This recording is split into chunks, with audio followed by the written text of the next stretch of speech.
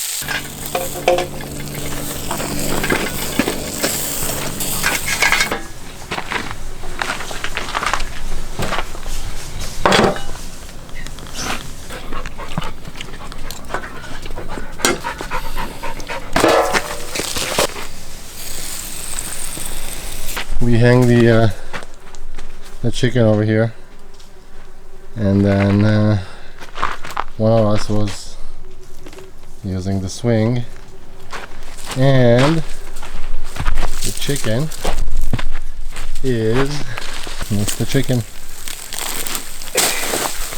We're trying to salvage the chicken. Archie's enjoying it, so we only dropped it on one side, so. And he hasn't been for 5 seconds, so 5-second rule. 5-second rule.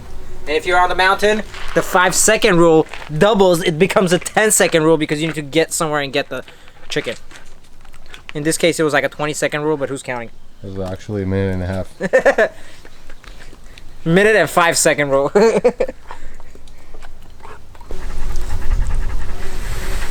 Salvaged out of nothing. the clean parts of the chicken. Look at that. White, golden on the outside. Wait, that's burnt. White on the inside. Just make those sandwiches.